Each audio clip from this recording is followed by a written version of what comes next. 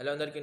నేనట pre market అనాలిసిస్‌లో మనం already మాట్లాడుకున్నాం. Market అనేది ఈ డిమాండ్ అనేది బ్రేక్ అవ్వకూడదు. ఎప్పుడైతే మనకి morning in case flat opening అయినన్నా పాజిటివ్‌లో ఇక్కడ ఒక సప్లై ఉండేది. ఆ సప్లై నుంచి మనకి ఫాలో అయ్యే అవకాశాలు ఉంటాయని చెప్పి మాట్లాడుకున్నాం.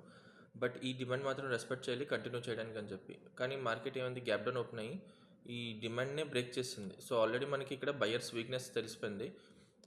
ఎందుకు అనంటే ఓవరాల్‌గా మీకు ఆల్రెడీ చెప్పాను. మనం ప్రెజెంట్ 1 అవర్‌లో మాత్రం బీరిష్‌లో ఉన్నాం. 15 మినిట్స్ మాత్రమే చేంజ్ ఆఫ్ రేటర్ చేసి బుల్లిష్‌లో ఉంది. And even fair value gap కూడా మనకి కిందన ఫాల్ చేయించవచ్చు అని చెప్పి. సో ఫెయిర్ వాల్యూ గ్యాప్ నుంచే మార్కెట్ అనేది, అంటే మనం నిన్నటి వీడియోలో మీరు ఒకసారి చూసినట్టయితే ఈ fair value gap or else పైన ఉన్న సప్లై ఈ రెండిట్లో ఏదైనా రియాక్షన్ ఇవ్వచ్చు అని చెప్పి. బట్ ఫెయిర్ వాల్యూ గ్యాపే రియాక్షన్ ఇచ్చింది. అండ్ మనకి డిమాండ్ నుంచి కంటిన్యూ చేయాల్సింది పోయి డిమాండ్ నుంచి మార్కెట్ అనేది ఫాలో అయిపోయింది. మార్కెట్ ఫాలో అయిపోయిన తర్వాత మనకి బయర్స్ వీక్నెస్ ఇక్కడ తెలిసిన తర్వాత మార్కెట్ ఎక్కడి నుంచి వెళ్ళట్లేదు, జస్ట్ రీబ్యాలెన్సింగ్ చేసుకోవడానికి మళ్ళీ మన సప్లైలో ఎంట్రీ ఇవ్వడానికి అని చెప్పి వెళ్తుంది. సో నేను ఈ డే అంతా వెయిట్ చేశాను. ఇక్కడంతా మెల్లిగా బయర్స్ని అందరినీ తీసుకుని వచ్చిన తర్వాత మార్కెట్ ఎక్కడి నుంచి అయితే ఫాలో అయింది, మనకి 1 అవర్ ప్రీమియం నుంచి కదా. అండ్ 1 అవర్ ప్రీమియంలో ఫెయిర్ వాల్యూ గ్యాప్ నుంచి మార్కెట్ అనేది కంటిన్యూషన్ డిమాండ్ని బ్రేక్ చేస్తుంది.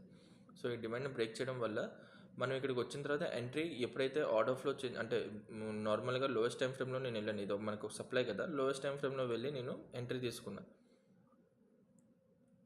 ఇక్కడ చూడండి, లోవెస్ట్ టైం ఫ్రేమ్లో మార్కెట్ ఎప్పుడైతే గ్రీన్ క్యాండిల్ లో బ్రేక్ చేసిందో నేను అప్పుడే రెడీగా ఉన్నాను, ప్రిపేర్ అయిపోయి ఈ మార్కెట్ అనేది కంటిన్యూ చేస్తుంది కిందకని చెప్పి. బట్ ఓవరాల్గా ఒక డిమాండ్ ఏదైతే పుల్ బ్యాక్ ఇచ్చిందో ఆ పుల్ బ్యాక్లో కూడా డిమాండ్ ఉంది కదా, దాన్ని బ్రేక్ చేసిన తర్వాత నేను ఇక్కడ డైరెక్ట్గా ఈ విధంగా ఎంట్రీ తీసుకున్నాను. ఎప్పుడైతే యా ఇదిగోండి, ఈ green candle last green candle ఉందా, గ్రీన్ క్యాండిల్ లో ఎప్పుడైతే మనం బ్రేక్ చేసామో అప్పుడు మనం ఎంట్రీ తీసుకున్నాం. దీని కిందనే స్టాప్, అంటే దీని మీద స్టాప్ లాస్ పెట్టుకున్నాం.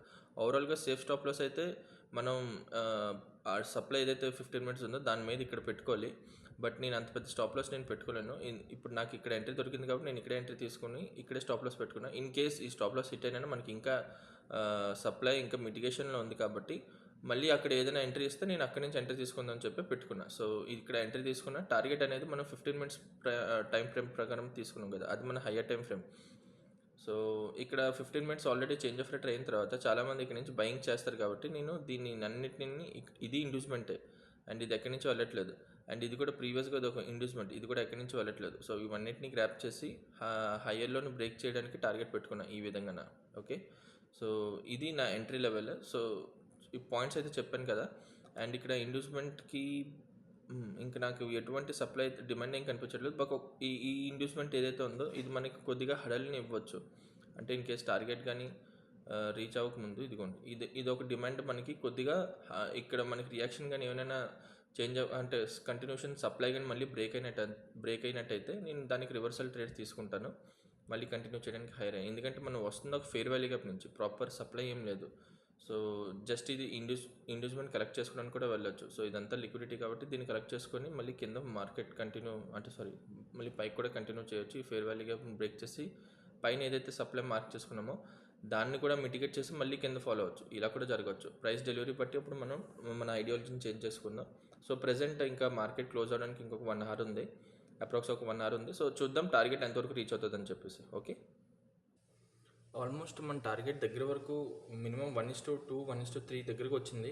అండ్ ఎప్పుడైతే ఈ హై బ్రేక్ అయిపోయిందో క్యాండిల్ది, నేను ఇక్కడ నా లాస్ అంటే ప్రాఫిట్ అనేది కాస్ట్కి బుక్ చేసుకుంటున్నాను. అంటే టైం డీకి ఎక్కువ అవడం వల్ల కాస్ట్కి వచ్చింది, 2-3 పాయింట్స్ ప్రాఫిట్లోకి వచ్చింది. సో నేను ఇక్కడ ఎగ్జిట్ అవుతున్నాను ముందే, ఎందుకంటే ఇంత లిక్విడిటీ క్రియేట్ చేసాక సెల్లర్స్ అయితే ఈ బ్రేక్ చేశాక పైనుంచి ఫాలో అవ్వచ్చు. సో అందుకే నేను ఎక్స్పెక్ట్ చేయట్లేదు ఇంకా మూమెంట్ వస్తుందని చెప్పి సెల్లింగ్ సైడ్కి.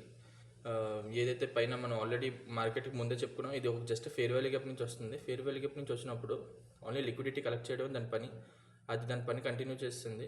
అండ్ మార్కెట్ మళ్ళీ మనకి ఎప్పుడైతే సప్లైలో వచ్చిందో మనం ఇక్కడ ఇండ్యూస్ అయ్యాం అంతే సెల్లర్ లాగా. అండ్ మార్కెట్లో ఒక స్ట్రాంగ్ డిమాండ్ ఏదైనా కనిపిస్తే అక్కడి నుంచి మూమెంట్ వస్తుందని చెప్పి అనుకుంటూనే ఉన్నాను. బట్ నేను ఈ జోన్కి వస్తే ఇక్కడ నుంచి మూమెంట్ వస్తుంది అనుకున్నా, బట్ ముందే ఎర్లీగా రావడం. అండ్ ఇక్కడ ప్రైస్ డెలివరీ కూడా చూడండి, స్లోగా లిక్విడ్ జనరేట్ చేసుకుంటూ వస్తుంది. ఈ విధంగా మార్కెట్ ఫాలో అవుతుంది, పైకి వెళ్తుంది, మళ్ళీ ఫాలో అవుతుంది, మళ్ళీ పైకి వెళ్తుంది. ఇంత సైడ్ వేలో ఉన్నప్పుడు మార్కెట్ అనేది సెల్లర్స్ లిక్విడిటీ కలెక్ట్ చేసుకోవడానికి పైకి వెళ్తుంది. అండ్ ఈ సెల్లర్ సైడ్ లిక్విడిటీ అంతా కలెక్ట్ చేసుకున్నాక మేబీ అక్కడి నుంచి ఫాలో అవ్వచ్చు. ఈవెన్ లేదంటే ఇదిగోండి, ఈ సప్లై ఉంది కదా, ఈ క్యాండిల్ హై నుంచి అయినా రిజెక్షన్ రావచ్చు. ఇన్ కేసు ఇక్కడ నుంచి రిజెక్షన్ వస్తే మళ్ళీ మనం ట్రెండ్ కంటిన్యూ చేయడానికి ట్రేడ్ తీసుకుందాం. సో వెయిట్ చేద్దాం, ఇంకా హాఫ్ అన్ అవర్ ఉంది. ఏమైనా మళ్ళీ ఇంకోసారి ఎంట్రీ వస్తే అక్కడి నుంచి తీసుకోవడానికి. ఇక్కడ మనం ఒక ట్రేడ్ తీసుకున్నాం.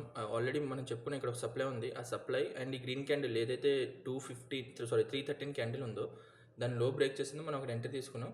స్టాప్ లాస్ మనం దీని ప్రకారం తీసుకున్నాం కాబట్టి మనది ఏదైతే ఎక్స్ట్రీమ్ సప్లై ఇంతే ఉంది కాబట్టి దీని మీదే నేను పెట్టుకున్న స్టాప్ లాస్ అనేది 16 పాయింట్స్కి. సో నా వ్యూ ఆల్రెడీ సెల్లింగ్ సైడ్ ఉంది కాబట్టి నేను ఇంకా ట్రేడ్ కంటిన్యూ చేస్తున్నాను. ఎండ్ ఆఫ్ ది డే అవుతుంది, ఆల్మోస్ట్ 10 minutes ఉంది. సో బీటీఎస్టీకి నేను క్యారీ ఫార్వర్డ్ చేస్తాను సెల్లింగ్ సైడ్కి. ఓకేనా? Thank you.